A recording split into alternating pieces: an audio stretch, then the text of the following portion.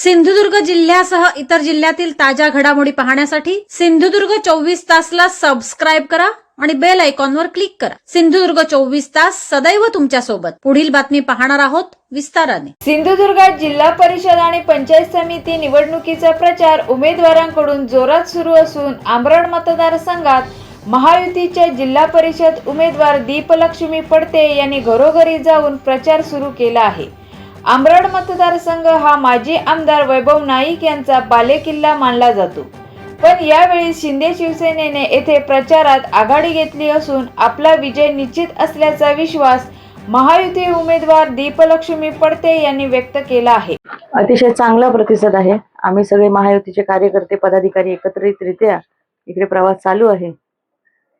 एकंदरीत तुम्ही आल्यानंतर पक्षप्रवेश झाले, आज कुटवडे म्हणजे झाला, अनेक जण तुमच्या पक्षात येत आहेत आणि विरोधी पक्षातले सुद्धा, कसं पाहता त्याचा फायदा नक्की होईल? नक्कीच होईल। महायुतीचे नेते मंडळी कामाचा स्पीडच त्यांचा असा आहे।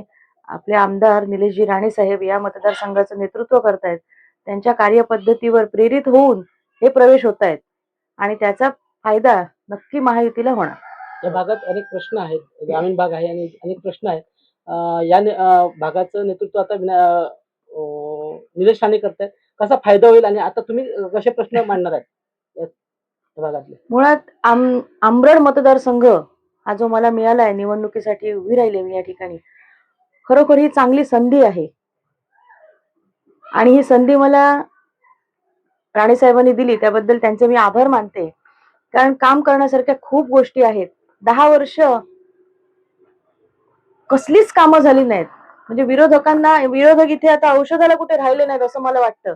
प्रत्येक ठिकाणी काही ना काही गोष्टींची गरजच आहे। त्यामुळे मला हे आव्हान नाही, पण मला ही संधी म्हणून हे स्वीकारलंय मी आणि त्या संधीचं मिळालेलं सोनं करण्याचं काम मी नक्की करेन।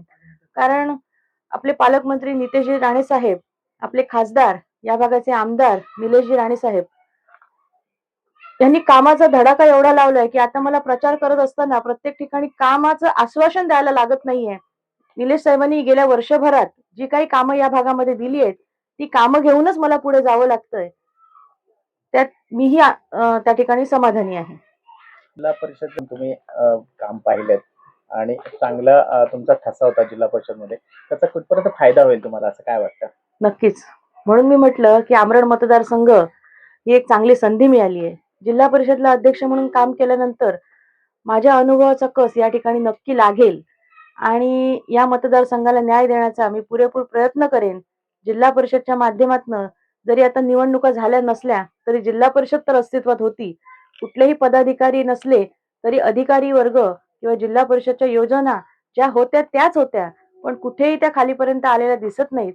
त्यामुळे जिल्हा परिषद नक्कीच अंकुश ठेवण्याचं काम महायुतीचे जे नवीन निवडून जातील जे सदस्य ते नक्कीच त्यावर करतील आणि आम्हाला आमच्या वरिष्ठ पदाधिकाऱ्यांवर, आमच्या नेते मंडळींवर पूर्ण विश्वास आहे। एक आदर्शवत असं जिल्हा परिषद सदस्यांचं काम होईल आणि जिल्हा परिषदवर आमचा महायुतीचा झेंडा फडकेल। 9 तारखेला गुलाल तुमचा आमचाच। मी तुमच्या प्रश्नाच्या अगोदरच दिला, आता प्रश्न साहेब पाठ झाले सगळे। युती झाल्यानंतर काही प्रमाणात नाराजी पाहायला मिळाली होती। नाही हो, कुठे प्रश्नच तुमचा पुरे करावा असं वाटलं नाही हो।